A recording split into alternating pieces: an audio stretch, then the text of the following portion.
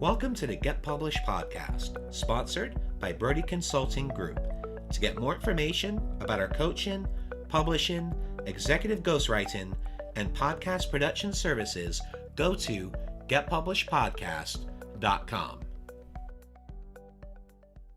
Hello, I am Paul Brodie, and thank you for joining us for another episode of the Get Published podcast, where we help authors get published with a proven system that works. Today, we're being joined by Jordan Paris, author of Growth Mindset University. Jordan, welcome to the show. Paul, thank you very much. It is my pleasure. Are you ready to get started?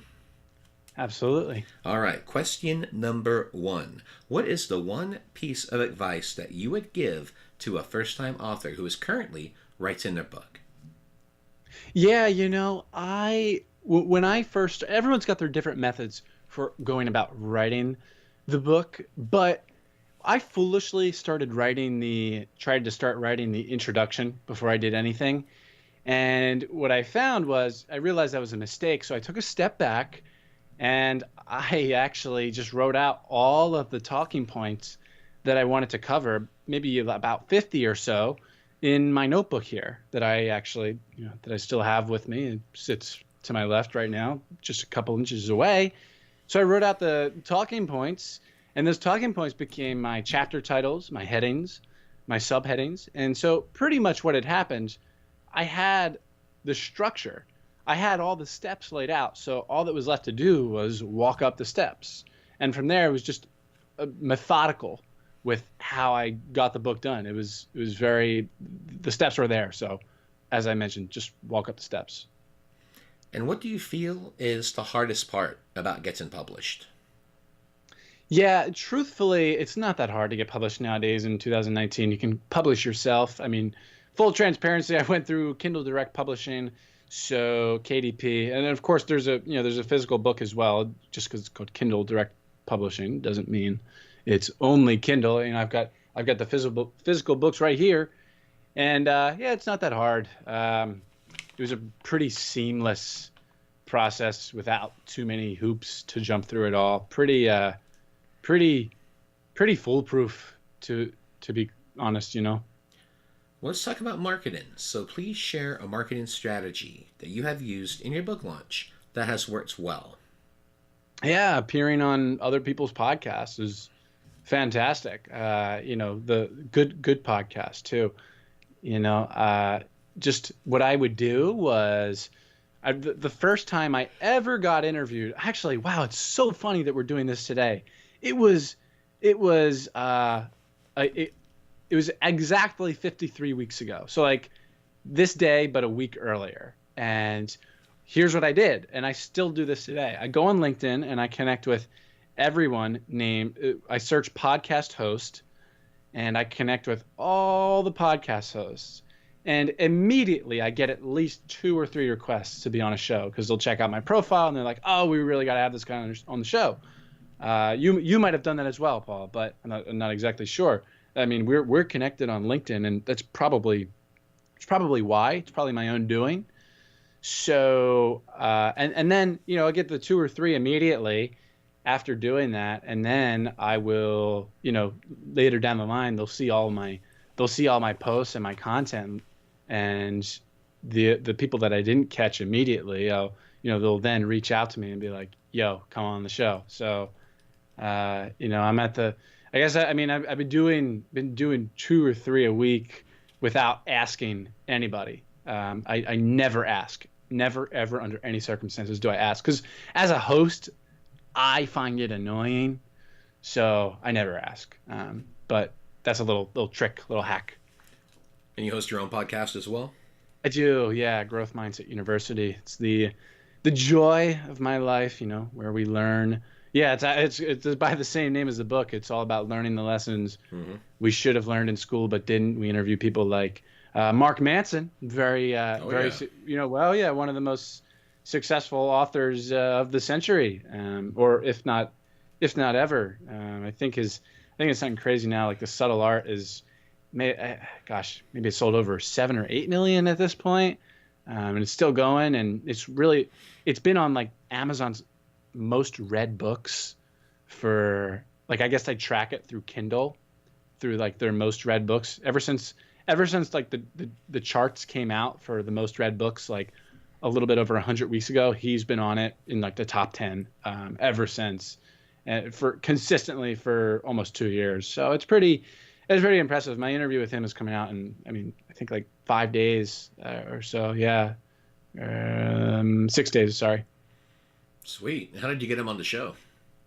Yeah. Just like I get just about everyone. I mean, we've got James Altucher on the schedule as well. We've got Dan Locke, Kevin Carmichael, some huge YouTubers there, but pretty much my heroes, really. So many people, John Lee Dumas. But I mean, I just reach out, man. I just email. I get the hunter.io tool to find to I go to any website and I click on the Hunter icon in the top right of my browser, and it shows me all the emails associated with that website.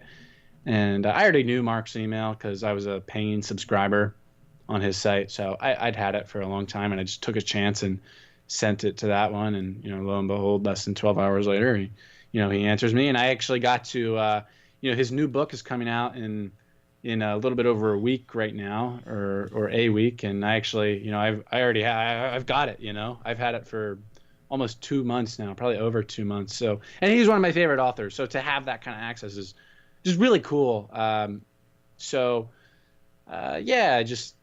Just reach out, man. I mean, there's so much that goes into, I don't want to call it a template, but it's sort of a structure that I follow with the same basic principles every time. And it is, of course, highly personalized.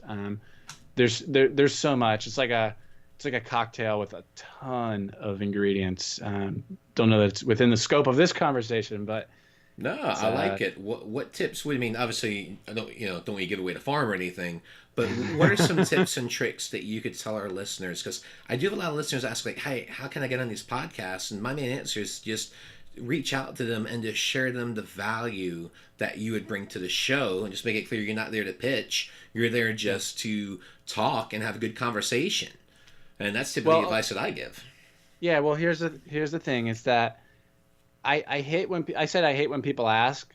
I hate when people reach out to me and go, "Hey, if you're looking for guests on your show, I will share my story." It's like, okay, no, everyone wants to share their story. Yeah. And it's shocking how many people do this. They say, if you're looking for guests, as if I wouldn't be, like, I know, right? What are you talking about? This is an interview show. So I don't really do this. I let people come to me, so I don't really know, but I guess speaking from a host perspective, I like to see something where it's like, I can talk about this, and this is how it'll benefit your audience. And I have this really unique story, insert story here that I can talk about. Just not, if you're looking for guests, I'll be your next guest. Not that. Yeah, but not like a novel either, but not too short. Happy medium. Yeah, and it's got to. I'm not the expert at that. Yeah, well, and the thing is, it's got to connect too, right? So I know when I've reached out to a couple of guys in the past, before I had the podcast, where I just talk about my own journey. It's like, hey, my book started 8 years ago with this really bad health crisis I had. Totally changed my life. Had this idea for a book for 4 years. Finally got it done. This epiphany I had on the flight to Vegas, and just learned everything I could. And left my job as a teacher, became a full-time publisher, and I just love to share that journey and how if I can do it, anyone can. And just doing something like that, it's non-pitchy, it resonates, and it shows value. Yeah, amazing. And I'll take it a step further too, like add on to that, Paul. Like if you were to leave a review for my podcast, that would and casually mention that too, and listen to like 5 of them, and mention that you're a listener. I mean, that goes. I mean, that's being a listener, number one, and leaving a review are really the keys to my heart. I hope I'm not setting myself up for pitches, but that could be very useful as well. Well, and the fact that people actually do that too. One of the things that we do as part of our sequence, because as you know, we all have sequences where we're walking people through the process. I mean, we were talking prior to the show. You got the questions in advance from my VP of operations, so you had the info. You had everything you needed to be prepared for the show. And then after this, we'll send you a thank you email. And go, hey, your episode's now live. Check it out. And by the way, if you could take a moment, leave an honest review about the show, would really appreciate it. But the thing is, so few people do that. I mean, we've had 30 reviews, which is great, but it's just such a small percentage of people that will actually leave those reviews. So when you do have someone that does leave a review and you do that in advance before you even pitch yourself to the show, I just feel that's like gold. Yeah, absolutely. And I mean, I know one other person, to your point, not many people do that and have the follow-up system like that. I know one other person. I'll shout him out, Tyler Wagner. My brother. Yeah. Oh, he's a great guy. Okay. So when I when I said the first podcast I was ever on, Paul, it was Tyler's. Better Business one. Yeah. Yeah. And the Business Blast podcast. And then it was just from, searching podcast host and connecting with him on LinkedIn. And he sent me a message and I was like, wait, what? Me? You want me? And it was cool, man. And the follow-up I got was, it was very nice. It was an amazing follow-up. And it was like something along the lines of, I mean, I'll never forget it. It was a year ago. And it was like, it framed it very well, like pretty much asking to, if you could be so kind as to leave an honest review, that would be great. And, he's got, I looked yesterday, I think he's got over 150 ratings or something. So that's on Apple. So that's fantastic. Yeah. Yeah. And that's like over 1,000 episodes. So yeah, Tyler and I go way back. Obviously we're both in the same industry. So He helped me out a lot when I first started. We're in the same business fraternity together from years back, and it was actually Tyler that was telling me, he's like, hey, you got to do a podcast. It was him and one of my clients, Billy Atwell, who does a show called Unshakable Self-Confidence. And it's both those guys like, dude, you've got to get a podcast out and share it with the world. So it's funny when you mentioned that, I totally had to give him a shout out. Yeah, great guy, yeah. That's funny. But yeah, I mean, that's really one of the main things. It's connecting, right? I mean, that's one of the most important things is be able to connect with your audience. And I think the fact that you've mentioned that you have already left a review and listened to the show, you're right. That's just gold. Yeah, absolutely. So awesome nugget from that. And then I know we kind of went a little bit off topic, but one thing I would like to ask a little further about, tell me about this Hunter. So the hunter.io? Yeah, just a Chrome extension. Nice. I use Meet Leonard. Free. And it's free. What do you use? Meet Leonard. Is it similar? Well, that's actually a reach out tool that can be utilized with LinkedIn. That you can, you connect it with Sales Navigator and you can do contact requests. That's how we get a lot of people on the show. Mm-hmm. So just something to think about there. But yeah, I like that. The hunter.io, and the best part, it's free. Nice. Yeah, it is. That's cool. Well, and I love your strategy too. And the fact that you got Mark Manson on your show within 12 hours, that's impressive. And oh my God, dude, Kevin Rudolph, if you remember that song, Let It Rock. Yes. It's still my favorite song. So I just, kind of occurred to me. I was in the pool one day listening to his music and I was like, should reach out to him. This is a month ago or so. And I did, and I got an email back in an hour and a half, and he's a good friend now, and I'll be in Miami on June 3rd, and we got plans to get together, so I'm pumped. Nice. Well, reach out to Tyler. He's in Miami too. Oh, I know. I just remembered as I was like saying that. I was like, I gotta hit up Tyler. Yeah. Well, I'll tell you what. Let's move on to our hardest question, and that is, of course. Crap. Yeah, I know, right? Your favorite book. So, what's your favorite book, and what was the number one thing that you learned from it? Yeah, Subtle Art of Not Giving a You Know What by the aforementioned Mark Manson, and the great. There were so many takeaways from that, but as I told him, as I was preparing for our interview together, I realized I didn't realize. I realized right then and there, but prior to that, I didn't realize this. I could not believe how much of what I've taken from that book and him has just been ingrained in my psychology. Like things that I'm like, oh, that's where I got that. So one of the things that comes to the forefront of my mind is the feedback loop from hell. And with that, the way I think about it in my head is all the time is, we get anxious for feeling anxious. We feel guilty about feeling guilty. We get sad about the fact that we're sad. So you literally, here's how I think about it. You shoot yourself in the foot for shooting yourself in the foot. It doesn't make any sense. And so whenever I start to feel like that, whenever I start to feel myself shooting myself in the foot for shooting myself in the foot, I'm like, okay, yeah, this is what's happening. This is what's happening. Acknowledge it. And it's much easier to course correct when you're aware of that. And for a final question, what is your favorite quote and why? Favorite quote? It's a great question. Well, I have, I don't know that I'd attribute it to anything, but it's to my left right here on my wall. I've seen it every day for over 2 years. It just says, "Be the reason someone smiles today." It's a nice wooden thing hanging on my wall, and it says that. And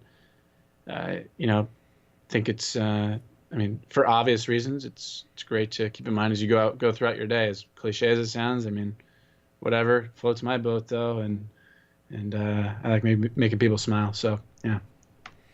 Excellent. Well, Jordan, I want to thank you for being a guest on the show. What is the best way for people to find you online? Yeah, absolutely. The Growth Mindset University podcast, as I'd mentioned earlier, we've got some really exciting stuff going on. As I'd mentioned, the Mark Manson interview coming out. You can hear the Kevin Rudolph interview, jordanparis.com/EP91 if you want to hear that. We've got an in-person interview in New York City in front of a live audience with James Altucher that'll be happening in about 2 weeks, and really excited for that and to release that. Just so much up the pipeline, learning the lessons we should have learned in school but didn't, and learning these lessons from the people that we should be learning from, not just someone in a classroom who's reading out of a book who hasn't actually done the thing that they're reading about and preaching about, but people that have been there and done that. They're here as guest lecturers from Growth Mindset University. So check that out wherever you listen to podcasts. Podcast listeners know where to find it. We've got 181 ratings at the moment, so I'm pumped, man. I'm really excited about this. It's on the up and up. Nice. Well, Jordan, thank you once again for being on the show, and I wish you all the best in your author journey ahead. Absolutely. Thank you, Paul. I appreciate it. This was fun. Thanks again for joining us today. To learn more about how you can be featured in our brand new Get Published business book, go to getpublishedpodcast.com.